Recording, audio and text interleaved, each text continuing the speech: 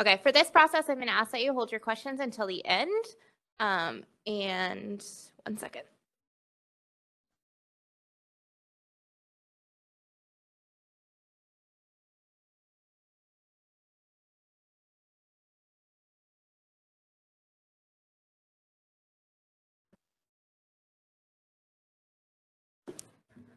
Okay, I'm not going to show the actual portal today.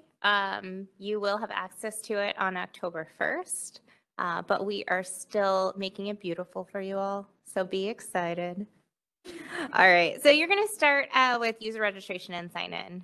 When you go to the ISO website, you'll see this section at the bottom. This is on the Interconnection Request and Study page. There'll be this yellow button. It says Grid Resource Interconnection Portal. You'll click that and it will take you to the homepage of GRIP. When you're a new user, because no one's ever used it before, you're all going to be new users. You're going to go ahead and click that Sign Up button. And it's going to take you to this user registration page. Choose your username. Choose wisely. You only get one. And then you're going to enter your email address and your password. When you go back to log in at any time, you will use your username or your email address. So please just remember which email you use to sign up in the portal. Okay. There are, forgot email buttons, just like any other application.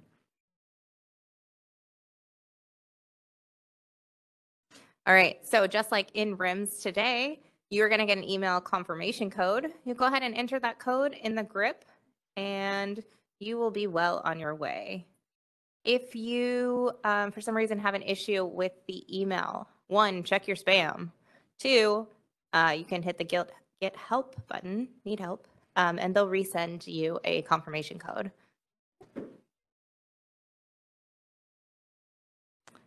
If you forget your password, click the forgot password button.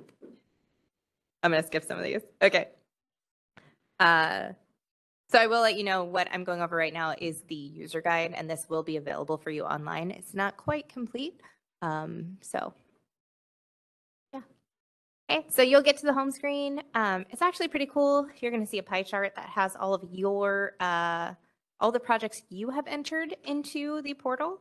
It'll tell you which ones are complete, incomplete, what's in review, needs corrections, you've canceled and withdrawn. It'll talk about anything new in that will have the what's new section of any information that we have to send you all as customers. Outstanding actions, if we're waiting on something from you for your project, you should see that there. There's a navigation menu at the top, and you'll see that blue button that says Start New Generation Interconnection. Where do you guys think you're going to start? Right there. It's going to be great. All right. So this just talks a little bit about the navigation menu. Not everyone will see the administration button. Actually, none of you will see it when you first log in. That's going to be something that'll be assigned to specific users later. So don't be surprised if you just see Home, My Projects, the notification, and your name.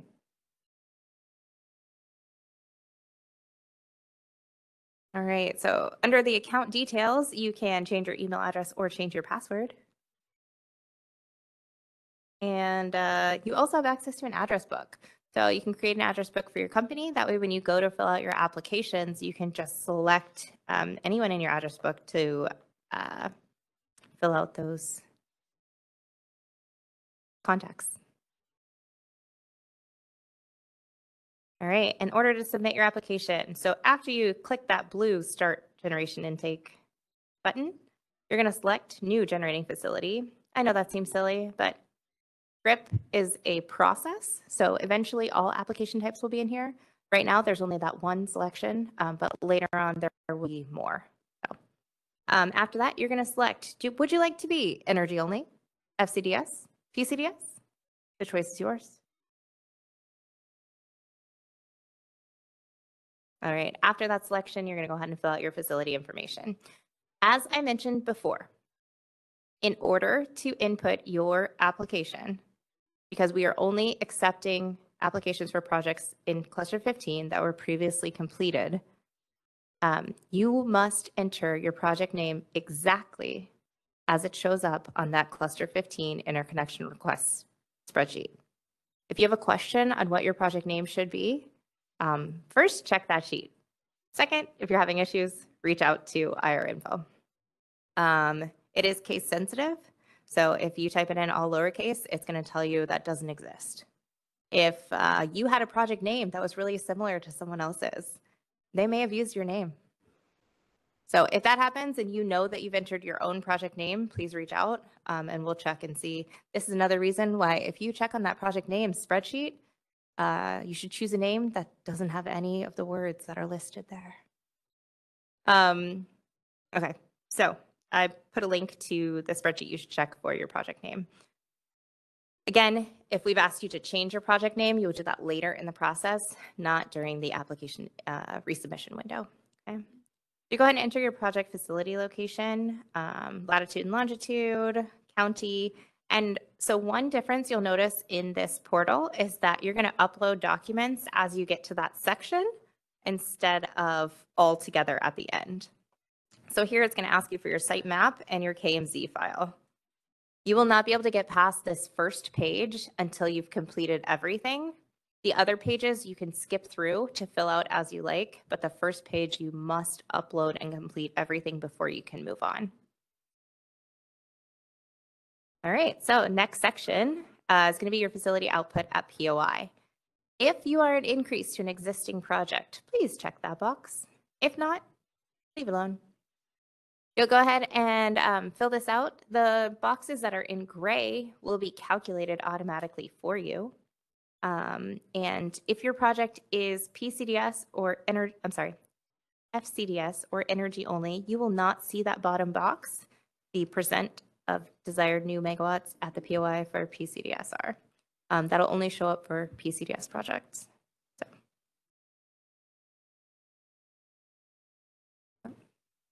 Okay, next, I'm actually really excited about this section. I hope you guys are too. You will select your point of interconnection, something that's new this year, okay? You're gonna choose your transmission owner. So which area are you connecting? Are you PG&E, are you Edison, where are you going? And then you're gonna have a list of available POIs. So we've taken the list of ISO controlled substations and uploaded it to the platform. So granted, one or two may be missing, or there may be new lines that are not on here. But for the most part, all of the available substations should be in this list. So you would select your substation, select the voltage, and then it's actually going to populate the zone and project option and the study area for you. So you will not have the opportunity to say, oh, I'm in emergent zone, but I want to be deliverable. It will already fill that out for you. See, what else do I want to say? If you go here and you cannot find your substation, there's a box called substation not listed. There also will be lines in this list. So if your substation or line is not in this list, please look everywhere. Maybe it's actually an SCE line, but you're looking under PG&E. So it'll only show up it'll only show up under the PTO that it's associated to. One moment, please. If you cannot find your substation or line, check that box. You'll have the opportunity to type in a new substation or line. You type it in, select your voltage, and then you will not have the option to choose your zone deliverability because that will be determined once we decide where that substation is. But you will have to select your project deliverability or your cash reimbursement option. If you're energy only, you'll choose either cash reimbursement or non-cash reimbursement. If you are PCDS or FCDS, you will choose deliverable or merchant. Okay. I'm going to take questions at the end. So here you will also answer if your project's sharing a GenTie with other projects, or if it's connecting to an existing transmission line. If it's connecting to an existing transmission line, you do need to enter the location on the line, including the pole numbers. And if you're sharing a GenTie with other projects, make sure you note which project that is here.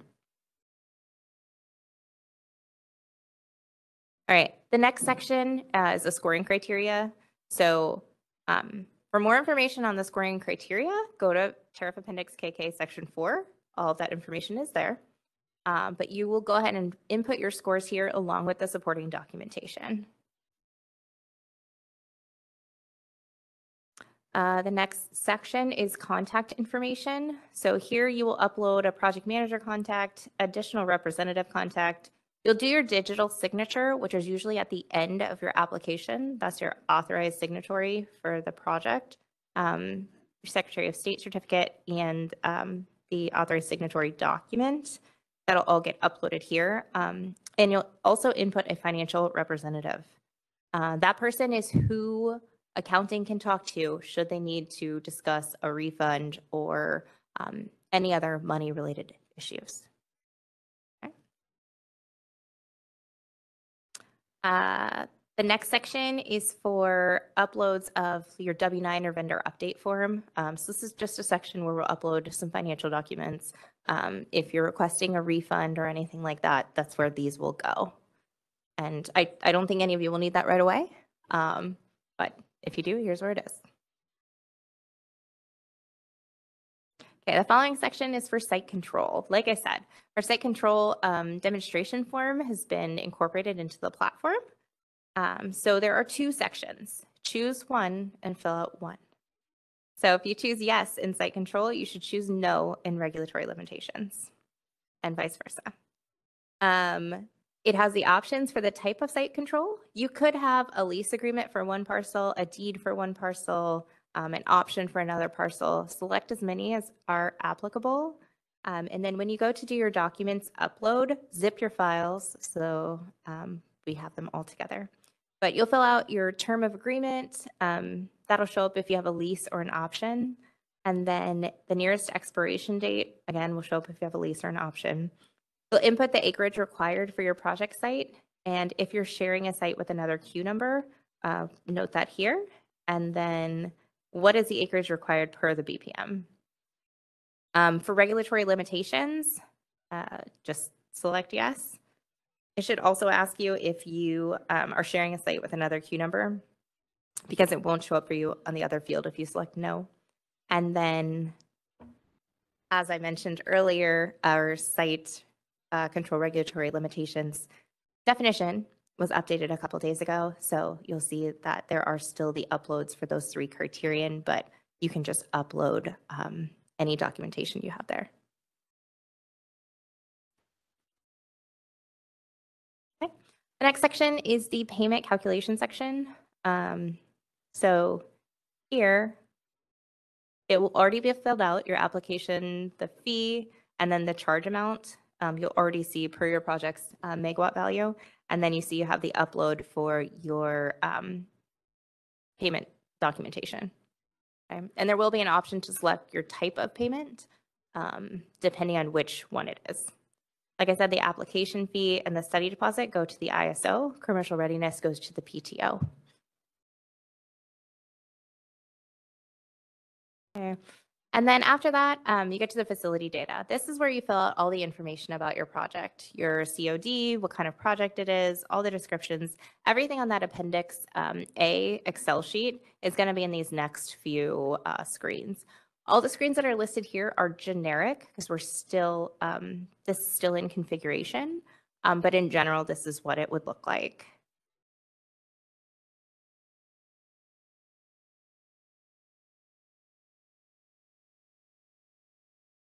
And you can see there are uploads here for your capability curves and any other technical documents you'll be uploading. If you have any questions on these sections, feel free to come back to this guide and take a look. There, I'll put more details in as we get those screens configured. Okay, and there are, actually I do want to point out, if you see, I don't see one. Okay, if you look down at generator reactive capability curves, you see the little icon with an eye. Those are help text. So if you hover or click on that, it'll have additional information about that specific field. So check there first before, you know, if you're having any issues, go ahead and check there. But always feel free to reach out and ask questions. So after you've filled in everything, you'll get to the application review. Now, like I said, if you do not fill out all the fields or upload all the documents, you will not be able to submit your application. So here you can see I missed a generator reactive capability validation. So you'd have to click go to activity. It'll take you back there. You'll fix whatever you missed, and then you'll be able to continue on. So here you can see it gives you a help text error, required field empty, and then it says please provide a value. So wherever you're missing something, it holds your hand. Okay, so finally, I've gotten to the application review. Everything is correct, and it gives me the terms and conditions. So this is where at the bottom of the Word document that you usually fill out, you check a box that says, I'm signing this. I agree to all the terms and conditions. You are submitting your interconnection request. Everything's true, and you agree to the study agreement. So you'll check that box and hit submit. Okay, so after you've submitted your application, you'll be able to see your application details, but you won't be able to get back into your application. If you want to see the details of your application, you can click that print application details, and it will show you a essentially a PDF of everything that you filled in. And now you're waiting for the review to happen. So completeness review. Okay, so after you've submitted your application, you can see your what your home screen will change to. Let's say you have corrections because we said, hey, you filled out XYZ wrong. So we'll go in and send it back to you. You can see the green part of the pie chart showing you have corrections. You'll get this email that says corrections are required and go back to your projects. So when you go into your projects, it'll highlight what area needs to be corrected. And when you click there, it'll say field needs to be reviewed. These don't match. So that'll have whatever notes that we put in as the reviewers. So you want to update those fields, and then you can resubmit your project. One thing, if we ask you to update a field, you cannot enter the same value.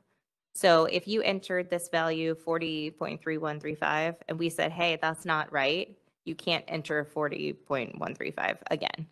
It won't accept it. So you have to make the change. So then once you resubmit your applications in, when you come back to the My Projects view, it'll show you all the projects you've submitted and what status they're in. You can filter here and see all kinds of information. You can also export this page into an Excel or a CSV file. Okay. And you can customize the filter views. So pretty handy, kind of just like RIMS today. You can save these views. And you can save them for just yourself, or you can save them publicly, which does make it visible to all users of the system. Okay. So when you're in the My Projects view, you do have actions you can take. You can export your application data, or you can cancel your application at this point. So you can cancel your application at any time before it begins the completeness review. And that would be if like, oh man, I just really messed up every single part of this and I just want to start over. Okay, cancel it. Or you decide, actually, I don't want to participate anymore. You can cancel it. If you decide that you don't want to participate in cluster 15, I would love to get an email from you. Anytime. You could send it right now. Okay, so then go back into project details. And this is a pretty neat screen. Almost everything you need to know about your project you can find right here. So this shows you the progress. And as we get further into the study process and the reviews and things like that, you'll see more details at the bottom. The next part you'll see is the comments field. And I really want to stress this. So we're moving away from email communications through all of our teams. So we're going to be using the comments field to communicate back and forth. So should you need something from your interconnection team, send a comment in here and it'll notify us and we will respond to you here. This is how we'll be tracking all our communications. It's an easy, like texting me without texting me. So kind of getting the hang of checking this. It should send you notifications when you have new comments, but getting the hang of going here and looking for information. Okay, so your next section is your documents. This will show you all of the documents that you've uploaded to the portal.